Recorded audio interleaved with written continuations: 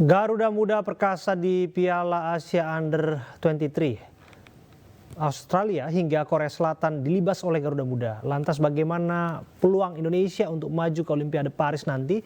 Untuk bahasnya sudah bergabung bersama kami pengamat sepak bola Anton Sanjoyo atau yang akrab disapa Bung Joy serta Bung Fahri Husaini, ex pelatih Timnas U16. Coach Fahri. Assalamualaikum, selamat malam Coach Fahri, Bung Joy. Selamat malam. Selamat malam, Coach. Assalamualaikum, selamat malam Abraham, selamat malam. Waalaikumsalam. Joy, apa kabar? Izinkan saya ke Coach Fahri terlebih dahulu ya, Bung Joy ya. Coach, kelihatannya mata kita sama-sama agak kurang tidur nih ya. Karena bagaimanapun kita harus menyaksikan perjuangan Garuda Muda yang sudah lebih dulu bibitnya ini pernah dilatih oleh Coach Fahri. Di antaranya itu ada Hernando Ari dan juga Komang Teguh. Cerita sedikit Coach kemarin. Tadi pagi maksudnya tepatnya. Ya, tadi pagi saya terpaksa harus mengorbankan diri ya untuk begadang semalaman itu menonton pertandingan Rizky Ridho dan teman-teman ini. Ini pertandingan yang cukup menarik.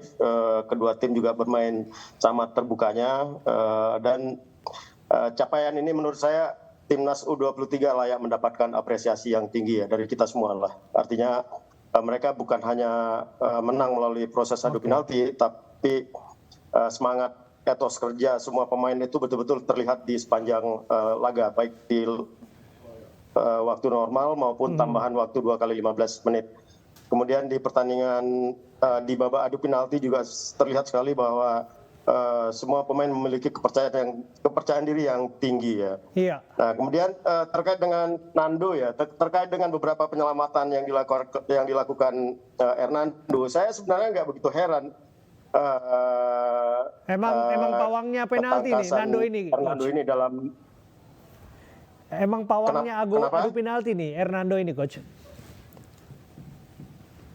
Loh, Hernando itu ketika kami juara AFF U16 2018 di Sidoarjo, kami menangnya juga lawan melalui adu penalti lawan Thailand ya. Jadi saya sambil nonton itu, saya berharap ketika Korea Selatan berhasil menyamakan kedudukan 2-2, saya berharap kalau nggak bisa menang di perpanjangan waktu ya adu penalti. Kalau adu penalti itu pasti menang. Saya nonton sama anak saya ya, saya sampaikan. Wow. Saya yakin ya syukur alhamdulillah menang. Kita bisa melihat tadi malam di luar beberapa tendangan penalti yang dilakukan oleh pemain Korea yang tertangkap oleh Nando, beberapa tendangan penalti yang masuk pun terbaca sebenarnya arah tendangannya oleh Nando ya. Jadi ya Nando cukup memiliki kemampuan dalam menghadapi bola-bola tendangan penalti lawan. Ya. Luar biasa. Kalau bisa memilih satu atau dua nama, Coach Fahri, siapa man of the match versi Coach Fahri? Ya, pertama Nando, yang kedua dua di belakang ya, Rizky Ridho dan Justin Hubner. Hubner ya. Ya. Okay. Ya. Ini pemain ini cukup padu ya, cukup kompak sepanjang laga saya melihat mereka. Jadi memang luar biasa. Kunci sukses kemenangan Timnas U23 kita sebenarnya ya soal gol, bahwa tim untuk memenangkan sebuah pertandingan harus menciptakan gol lebih banyak. Tapi jangan lupa bahwa organisasi yang dibangun di lini pertahanan mereka ini cukup solid gitu. Iya. Artinya percuma buat 2-3 gol kalau bertahan nggak bagus. Betul. Kan bisa kemasukan 4 atau 5 gol sama dengan kalah itu. Nah, ini tim ini memiliki komposisi pemain bertahan yang cukup solid, kemudian ditambah pemain gelandang juga ikut terlibat, bahkan sampai striker dua saya pun ikut terlibat ketika tim ini kehilangan bola. Ini yang menjadi kekuatan tim Timnas U23 kita ya. Oke. Saya geser ke Bung Joy ya. Bung Joy, yang jelas kegembiraan bisa dirasakan oleh pecinta sepak bola tanah air, amarah dan kecewa bisa dirasakan tentu saja dan diluapkan tepatnya oleh media-media di Korea Selatan. Dan kalau menurut Anda, apa yang menjadi pembeda dalam pertandingan dini hari tadi? Ya, yang menjadi pembeda menurut saya adalah kekuatan mental pemain-pemain muda Indonesia itu ya, yang sejak dari pertandingan awal bahkan melawan Qatar ketika kalah pun mereka sebetulnya menunjukkan kekuatan mental yang menurut saya saya tidak lihat dalam 10 atau 20 tahun terakhir dengan 9 pemain mereka masih bisa menekan Qatar. Dengan 9 pemain setelah Jenner dikeluarkan karena kartu merah, Indonesia masih menciptakan 2 shot on target melawan Qatar loh, gitu loh. Jadi ini menurut saya, wah ini kalah pun menurut saya bekalnya luar biasa nih. Nah, terbukti ketika melawan Australia, kan Australia seperti diajari main bola oleh pemain-pemain Indonesia. Dan yang saya lihat betul adalah mereka bermain dengan kegembiraan yang luar biasa. Mereka bermain dengan sukacita. Di lapangan itu mereka enjoy betul, sehingga keluarlah semua kemampuan yang mereka miliki ya. Dan ketika melawan Jordania menurut saya itu adalah puncaknya. Kita bisa lihat bagaimana gol-gol itu tercipta, bagaimana Rizky Ridho bisa berada di sekitar kotak penalti memberikan assist kepada Witan Sulaiman, bagaimana Witan Sulaiman dengan tenang melakukan eksekusi kaki kiri yang menurut saya cantik sekali, gitu loh. Nah, tadinya saya mengira Rafael Struijk ini kok nggak maju-maju ya. Dia bisa mengobrak-abrik pertahanan lawan, bisa memberikan gangguan kepada pertahanan lawan, tapi dia nggak cetak gol. Ternyata dia cetak gol melawan Korea Selatan. Jadi golnya cantik-cantik lagi. Biasanya jagoan itu munculnya di akhir-akhir, Coach, kelihatannya. Nah, jadi menurut saya dengan semua kegembiraan yang mereka berikan di lapangan, dengan semua determinasi yang mereka berikan, ya jadinya semua kompak. Dan jangan lupa ada 7 atau 6 pemain yang sudah lama bergabung dengan timnas senior, gitu loh. Dan ada sejumlah pemain, sebagian besar pemain yang mendapatkan medali emas di SEA Games. Jadi ini adalah gabungan antara pemain-pemain yang sudah pengalaman internasional dengan sejumlah keterampilan mereka yang mereka keluarkan dengan sukacita, dan terlihat betul ketika melawan Korea sebetulnya agak turun sedikit Marcelino yang tadinya sangat beringas di pertandingan-pertandingan sebelumnya, kehilangan determinasinya. Tapi oke, kemudian di cover oleh pemain yang lain. Bertahan pun mereka sangat solid meskipun kebobolan 2 gol ya. Tapi memang ada faktor kelelahan. Main 120 menit, Coach Fahri tahulah pasti ada kelelahan yang luar biasa. Dengan determinasi, dengan intensitas pertandingan seperti di Piala Asia seperti ini, pasti tekanannya sangat besar. Nggak mungkin recover dalam 2-3 hari dengan intensitas pertandingan kayak gini gitu loh. Jadi kita harus memberikan apresiasi memang kepada anak-anak muda ini. Kalian lihat sendiri kan, kita lihat sendiri bahwa ketika mereka melakukan eksekusi penalti tenang sekali. Betul. Ya ada satu napas-napas panjang tapi bahkan kelihatan matanya. Hernando sekalipun tak kelihatan gugup dan begitu pasti dengan arah tembakannya, itu luar biasa saya pikir ya. Ya. Bicara soal Hernando ya, saya geser kembali nih Bung Joy ke Coach Fahri ya. Coach, saya bawa Anda kembali ke memori ya 6 tahun silam ya di Malaysia waktu itu, tatkala anak-anak asuh Anda, Hernando Ari, kemudian Komang Teguh menuliskan semacam wishlist mereka untuk bisa berkompetisi di Olimpiade 2024 Paris. Ini luar biasa. Dekat lagi mereka untuk bisa mencapai asa itu. Bisa cerita behind the story-nya, Coach? Iya, jadi itu kami lakukan.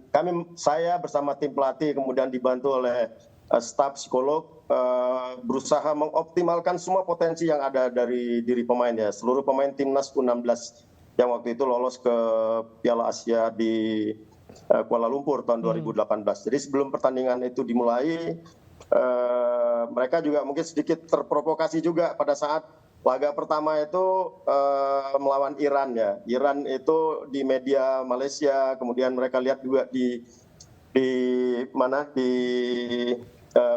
tampilan tim itu ketika datang ke hotel itu dengan jas, badannya tinggi-tinggi. Saya melihat ini ada masalah. Kalau ada masalah aspek psikis mereka ya, aspek melihat lawan-lawannya ini posturnya lebih besar dibandingkan dengan mereka ya. Kemudian kalau lawan Vietnam dan India, kita kebetulan waktu itu satu grup dengan Vietnam dan India. Vietnam India mungkin nggak begitu menakutkan lah posturnya ya. Nah ini akhirnya kami coba berdiskusi dengan tim psikolog Bu Asti ya, Laksmiati. Ini Bu Asti, psikolog yang juga sudah sering bergabung dengan timnas kelompok umur. Akhirnya strateginya kita buat sesi classroom itu. Sesi classroom, Bu Asti punya ilmu yang sangat mumpuni untuk menggali potensi dengan pendekatan membuat Psikologis. gambar-gambar seperti yang saya kirim ke beberapa teman-teman media ya. Luar biasa. Di situ mereka menulis itu apa keinginan mereka, apa cita-cita mereka, apa harapan mereka. Nah, itu yang muncul di situ adalah hasil komunikasi dengan pemain, termasuk mereka menulis di situ mereka ingin tampil di Olimpiade 2024. Bayangkan 2018 mereka itu sudah punya niat yang cukup mulia ya kalau menurut saya itu, anak umur 16 tahun berani menulis di situ Ya semacam wishlist ya, harapan mereka, mimpi mereka, dan pertanyaannya apakah mimpi itu akan menjadi nyata, Coach Fahri? 6 tahun yang akan datang itu mereka tulis, dan kami tidak pernah mengecilkan hati mereka. Tulis saja apa yang kamu bisa, termasuk Piala Dunia waktu itu ya. Sayang kami di babak 8 besar kalah lawan Australia. Kalau kami menang lawan Australia waktu itu, kami udah tampil di Piala Dunia U17 itu. Ya. Nah, harapan-harapan inilah yang mereka wujudkan di dalam selembar kertas kartun itu ya, kartun putih itu. Dan saya tadi pagi saya sebenarnya dikirim. Saya nggak udah lupa itu sesi classroom Bu Asti itu ya. Tiba-tiba tadi pagi setelah sholat subuh saya dikirimi itu sama Coach Dwi yang juga bagian dari asisten pelatih saya di timnas U16 waktu itu. Jujur saya terharu melihat itu. Saya terharu melihat bocil-bocil ini kan, fotonya masih krempeng-krempeng semua, masih lugu-lugu lah. Ya. Syukur alhamdulillah. Sekarang mereka sudah dekat sekali dengan apa yang mereka tulis di 2018 itu ya. Ini tugas kita bersama lah. Betul, kita doakan, kita terus berikan dukungan terbaik, Coach. Karena ini begitu emosional bagi Anda ya, Coach ya. Dan saya pikir untuk anak-anak ini juga, anak-anak asuh Anda yang mereka punya kompetisi resmi, pertama barangkali di bawah asuhan Anda. Hernando Ari, kemudian juga Bagas, dan ya Komang Teguh yang barangkali juga sudah menganggap Anda sebagai ayahnya sendiri ya. Apa yang ingin Anda sampaikan kepada mereka-mereka yang masih sedikit lagi bisa mencapai mimpinya masuk Olimpiade? Ya, pesan saya cuma sama seperti pesan saya ketika saya bersama mereka ya. Nikmati kemenangan ini dengan cara yang elegan ya. Kemudian habis itu fokus terhadap apa tugas kalian selanjutnya di pertandingan yang akan datang. Itu jangan sampai kemenangan-kemenangan yang mereka dapatkan kemarin itu di cara menikmatinya terlalu berlebihan. Padahal ada tugas yang lebih berat lagi di depan mata ini. Itu ya. Ini yang saya ingin pesankan sekali. Yakin masuk Olimpiade nggak, Coach? Kenapa? Yakin tidak anak-anak ini akan meraih mimpinya? Dengan apa yang mereka perlihatkan di 2 pertandingan ya, lawan Jordan, lawan Korea Selatan. Saya yakin kalau mereka bisa secara konsisten memperlihatkan keterampilan itu, kemampuan itu, tidak tertutup kemungkinan peluang itu besar sekali. Apalagi mereka punya waktu yang lebih banyak untuk istirahat ya. Recovery-nya mereka lebih dulu kan dibandingkan dengan calon lawannya yang baru malam ini bertanding. Betul. Gitu. Ya, terakhir ke Bung Joy ya. Bung Joy, sama pertanyaan saya, karena di depan mata kemudian anak-anak ini akan bisa, Garuda Muda, atlet-atlet kita akan sedikit lagi masuk ke Olimpiade. Barangkali apa yang ingin Anda sampaikan? Seberapa yakin Anda bahwa kita mampu merengkuh itu? Ya, kemenangan kemarin memang sensasional ya, terutama melawan Jordan, kemudian melewati Korea. Korea ini kan kalau di seniornya udah kelas dunia gitu loh. Tapi kalau di kelompok umur ternyata Indonesia bisa mengimbangi, bahkan bisa mengalahkan meskipun lewat adu penalti. Jadi pertandingan kemarin sudah selesai. Di depan ada pertandingan yang menurut saya lebih berat karena sudah akan menentukan apakah Indonesia akan masuk langsung ke Olimpiade Paris 2024 atau harus melalui babak playoff lagi. Kalau bisa sih, kalau menang lawan siapapun, entah Arab Saudi atau Uzbekistan, meskipun itu berat, Arab Saudi kan juara bertahan. Uzbekistan runner up di event sebelumnya, bahkan mereka juara di 2018. Jadi ini memang bukan tim yang sembarangan, karena dua negara ini sudah terbukti mempunyai pembinaan usia muda yang mumpuni. Mereka bisa masuk final, bisa menjadi juara. Indonesia harus bisa membuktikan bahwa dengan talenta yang ada sekarang, fokus untuk bisa masuk ke Paris 2024. Tapi pesan saya, jangan itu menjadi beban. Main enjoy aja seperti kemarin. Seperti mengalahkan Yordania, mengalahkan Korea Selatan. Permainannya keluar semua karena dilakukan dengan gembira, dengan seolah-olah tanpa beban. Nah, ini yang menurut saya kelebihan dari tim manapun yang pernah saya lihat, bahkan di level senior gitu loh. Kalau di level senior tuh kayaknya bebannya terlalu besar sehingga mereka kelihatan keningnya berkerut. Ini anak-anak muda ini mainnya santai betul, enjoy betul, passingnya juga bagus, gitu ya, building up-nya bagus, bertahan juga cukup solid. Jadi rasanya memang kalau sampai tembus ke Paris 2024 mereka memang layak, dan saya yakin mereka akan tembus ke Paris 2024. Karena sudah masuk pada level di mana segala sesuatunya sangat mungkin dan kita harus percaya itu, dan kita berikan doa dan dukungan terbaik untuk timnas U23 Garuda Muda yang bertanding. Terima kasih ya Bung Joy, terima kasih Coach Fahri sudah bergabung bersama kami. Selamat malam.